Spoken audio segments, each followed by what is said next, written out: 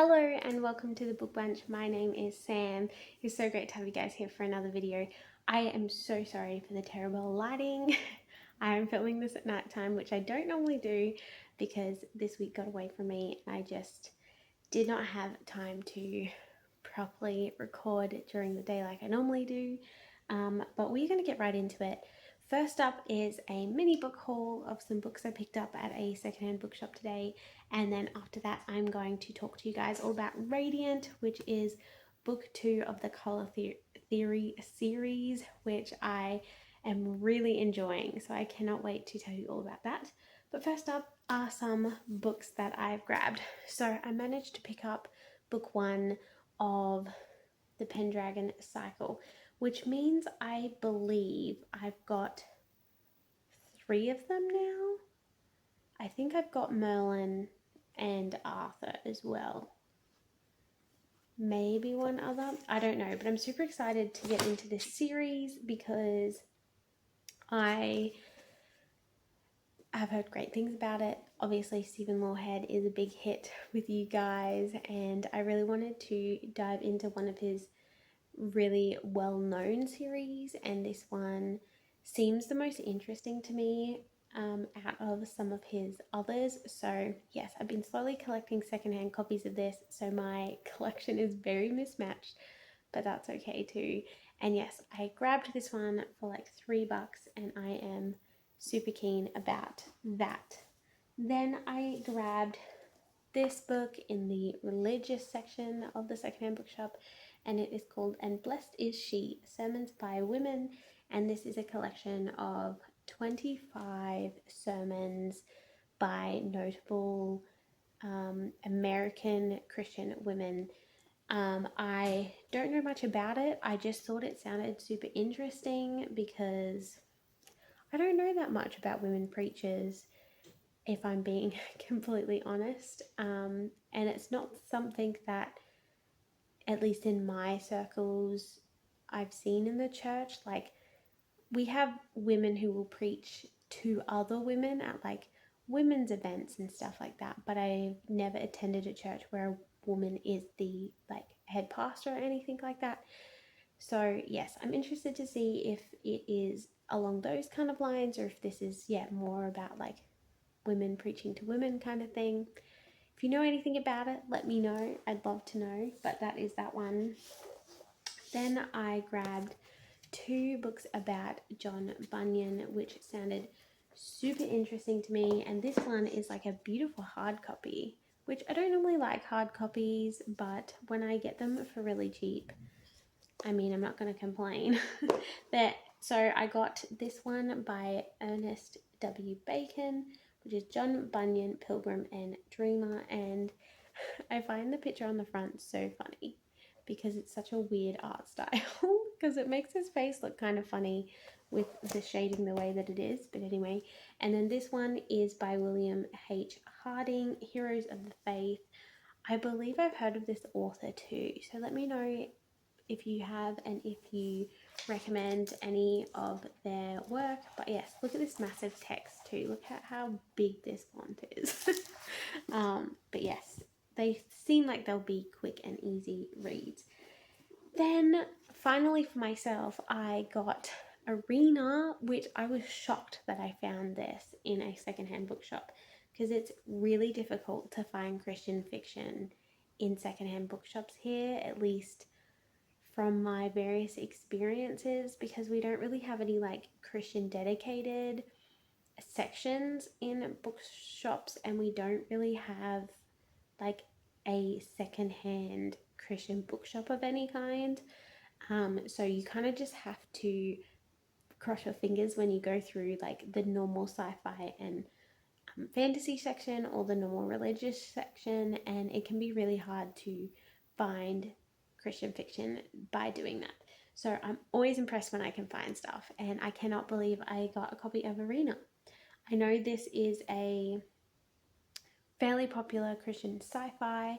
I have not read it. I have heard mixed reviews about it, but I am super interested by it, especially since it's got reviews by the author of the Firebird trilogy, which I have plans to read really soon, and then also by the one of the authors from Oxygen, which, as you guys know, I absolutely loved that. So yep, there is Arena. Let me know if you guys have read this one and if you want me to read it anytime soon.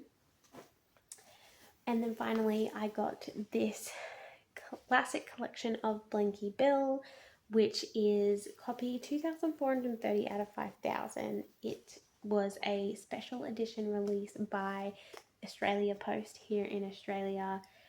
I missed this because I did not know that they did a Australian classic collection. Otherwise, I totally would have gotten it at the time. But I picked this up for $10, which is a ridiculous bargain. It is in perfect condition, and it is all of the Blinky Bill stories, which I grew up with. We also had the Blinky Bill TV show, which I absolutely adored. This is like a super like key part of Australian like childhoods and so I'm super blessed to have picked up this copy, and look at how perfect the gold edge is. It's so shiny.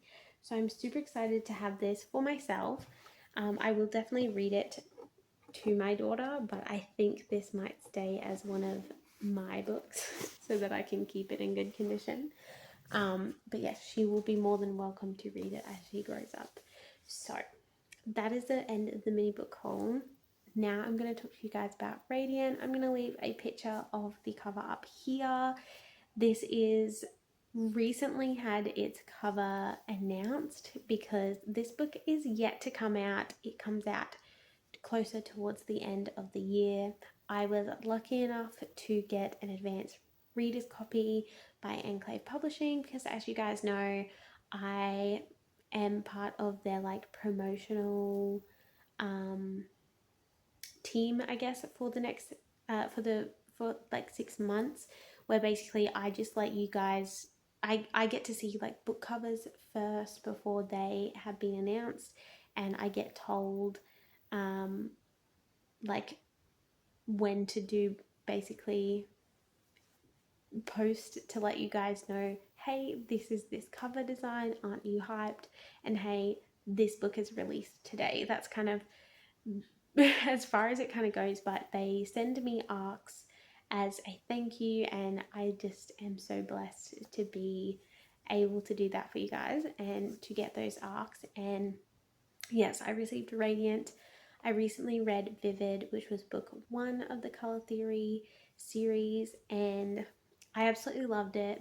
Book 1 followed this girl, I've forgotten her name, but I want to say it's Ava, but I could easily be mixing up one of the other books that I've read recently.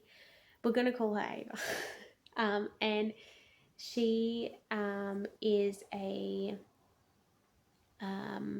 red color user in this world, and there's 3 color types that you can be. There's red, blue, and yellow. Yellow has been banned, and all the yellow users have basically been wiped out, or so they think, and the remaining ones have been labeled as criminals. And then there is red and blue, and red controls the body, so like they can heal, they can like strengthen their muscles and agility and throw things really well and run really well and stuff like that. Blue is the ability to control things outside the body, so like they can control objects, they can create things out of stuff. So like if they see bits of wood on the ground, they can make a chair, for example. They can like throw objects around and do various things with objects. And then yellow controls the mind, and so they can create illusions, and they can control people's minds, and they can do various other things with their mind powers. And so yeah, we follow this one girl, and she's a red user, and she is an elite student in this college, and she is on track to become a benefactor, which is like one of the like leaders of this world, and she is, yeah, like in her final year kind of thing. And then she's out in the woods practicing one day, and she runs into a rogue yellow user who is on the run. And at first she doesn't really think much of it, um, and then she, like, she's a bit confused, doesn't really know what's going on, didn't think much of it, and then she gets back to her dorm, and there's like this big media release. It's like, there's a rogue yellow and this is what he looks like. And she's like, I think I just met him in the woods. What do I do? And then she starts having dreams about him, and she can't stop thinking about him. And so she goes back out into the woods to find him. And she basically ends up talking to him and finding out that things aren't necessarily what they seem to be about the yellows and what the reds and blues are doing and stuff like that. And so she has to decide if she is going to believe this yellow and forsake a lot of everything she's ever believed, or if she is going to turn the yellow in and like become a benefactor and all the rest of it. So that was book one. And then book two is, we follow Ava still, and she at this stage is in a relationship with the yellow user. His name is Elm. And because the first book is very enemies to lovers, if you like that trope. I've never read much of that trope before, and I didn't mind it, at least the way that it was written in Vivid. And yeah, so she is in a relationship with him, um, but and like they managed to save some of the other students from her red and blue college, and they are all like on the run basically, and they're being hunted, and they're trying to find a way to take down this red blue empire and save the yellows. And things are a little bit tricky, and then things get even more tricky when a childhood friend of Elm's comes back into the picture. Her name is Samantha, and I feel slightly offended that her name is Samantha because she's not a very nice person. But yes, I just found that slightly funny. Yeah, she comes back into Elm's life, and she loves him. Like, she's like obsessed, almost borderline freaky obsessed, maybe even crossing that line. I don't know. And Ava is like, who is this girl? Should I be jealous? Am I threatened? What do I do? Kind of thing. And so she's like trying to fight all these inner emotions, because she does not really trust very well. And like Elm is very good and very reassuring, that there's nothing between him and Samantha, and he's told Samantha that, and like he only wants Ava, but Ava's still very much so in that internal struggle. And she is also struggling with the fact that she has always had to do everything alone, and she's always been pitted against her fellow students. And so now she's finding herself in a situation where she has to work with others, she has to rely on others, and she's struggling to relinquish that control. It's a super interesting dynamic. I quite liked it. I also liked to see how other students' relationships developed over the course of this second book, and how they interacted with her. That was really interesting.